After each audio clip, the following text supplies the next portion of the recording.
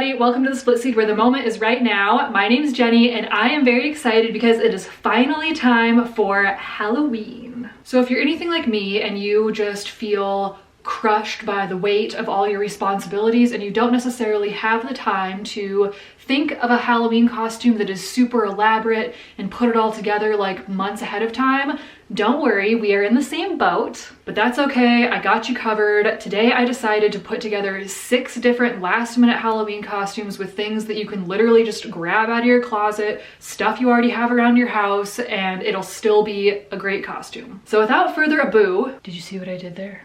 With the pun, like a boo, like a ghost. Let's get into the costumes. Let's get into the costumes. Let's get into the costumes. Let's get into the costumes. Starting off with the adventurer or explorer, and for a base we're going with any pair of shorts and a graphic nature tee. Then I'm adding a flannel shirt, tall socks, and hiking boots. Next we're going to braid our hair into the classic adventurer style, pigtails. Followed by adding a backpack, and I just put some sheets and pillowcases inside of here to make it look full.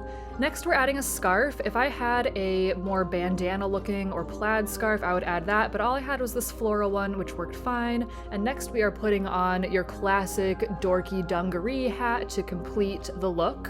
And here is what we have so far. Next we need to add a couple accessories to really pull it all together.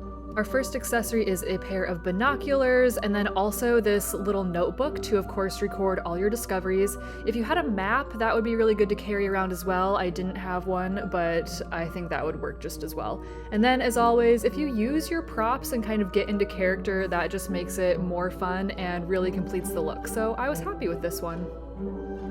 Our next costume is a haunted doll, and we are going to keep the braided pigtails for this look because they just go so perfectly already. And for our base, we are starting with this silk lacy shirt, of course buttoning it, we're buttoning the sleeves, and then we're also adding on top a flowy pink silk nightgown.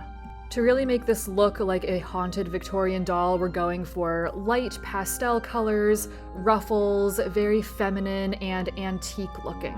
And then the other thing we're going to do is really layer up to create some volume, and again, that just doll-like silhouette. So I added this shorter dress on top of the slip. And then, of course, we're going to add some doll-like boots.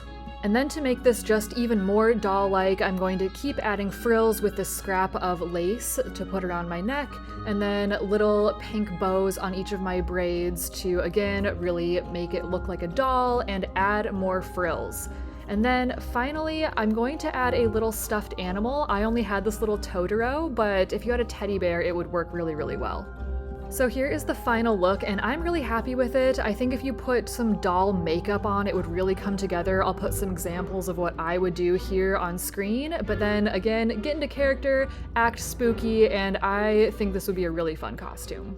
Our next costume is 2000s Disney star. So for our base, we're starting out with a simple pair of jeans and this mesh shirt, and then layering on top of that a little tank top, and then of course you have to have the skirt over the jeans, classic 2000s Disney, so here we are doing that. And then this is my most Y2K pair of sneakers, so I'm going to add that on top as well. And from this point on, it is about piling on accessories. So I'm gonna go for 2 belts here. I started out trying to layer the chain underneath the brown belt, but then I figured out it didn't fit that way. So I then had to move the brown belt down to sit low on the hips and put the metal belt on top of that.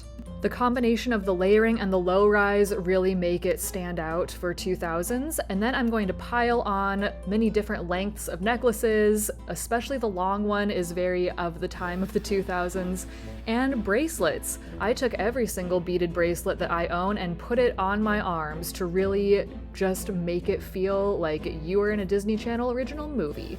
And then the skinny scarf was very in at that time also, so I'm putting on my own skinny scarf. Then we're gonna do something with this hair. For the hair look, I just tried to make it as braided and spiky and sticky outy as possible. Then I am adding a bucket hat on top of that, and finally a pair of little Y2K sunglasses. So here's the final look, and I think it does have all the elements of a 2000s Disney star, but in my closet, all of my colors are more muted and grungy, so if you do this and you can use more bright, sparkly colors, I think it would work better. If you are a Schitt's Creek fan like me, you will love this costume, so for our base, we're starting out with just a white t-shirt and black pants. Then to create the classic David sweater that really is the statement piece of his look, I went with this black sweatshirt, and then I just created an obnoxious pattern out of paper to go on top of it. Then to add in that avant-garde element that David often has in his outfits, I put on this pair of black mesh, like chaps pants, simple black shoes. If you had a skirt to put on top, I think that would work even better than these pants. But then we also have a pair of statement sunglasses, and then of course we have to just pile on as many silver rings as possible. And here is our completed David costume. Admittedly, the paper pattern on the sweatshirt isn't like the best thing ever, but it's the best I could do. If you actually had an obnoxious black and white sweater, I think it would work perfectly. But again, like getting into character and just trying to imitate David's mannerisms really goes a long way. For our mad scientist costume, we are starting out with a super simple base of simple pants and any weird t-shirt, and then any top you have that is white and kind of mimics a lab coat. And then for me, I'm also adding a raincoat on top of that because I think it just adds even more to that kind of weird science-y look. It also gives the silhouette a little bit more volume like you would get from a thicker lab coat. And then I'm adding just simple white sneakers. The next step is getting our hair out of that tight bun and making it a little bit more electrocuted looking. This is really what is going to make us look like a mad scientist. And then for accessories, I have this pair of ski goggles, but if you had like swimming goggles or a really big pair of sunglasses, I think that could work too. I'm pulling my hair out to make it look even more messy. And then I have this pair of cleaning gloves that this is really what makes the costume, are these yellow gloves. Like, what am I going to do with those on? It could be scary. It could be scientific. It's just gonna be weird no matter what. So here's the final look. Super simple, one of the easiest ones in this video, but effective. And for our last costume, we are going for Evil Clown. So I'm starting out with just a base of this little dress with black tights underneath, and then adding a black top and this blazer with kind of a clownish striped pattern. So the really important part of this is going with a top underneath that has kind of a big Peter Pan style collar that you can pull out because it really gives that ruffled clown sort of effect. Next, I'm adding this pair of black boots, and then I have a leather belt that I'm going to wrap around my neck and try and knot it in such a way that the knot kind of mimics a flower that a clown would have around their neck. If you had a real faux flower necklace to put on, I would definitely go for that.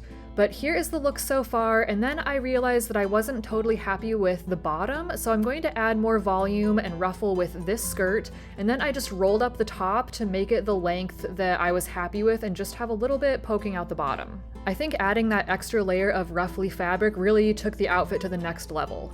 And then I did change my hair and do a full makeup look to complete this costume, which just makes such a big difference. Even if the clothing elements of your costume are very simple, doing a makeup look and acting in character just really takes it all the way. This was my favorite look of the entire video.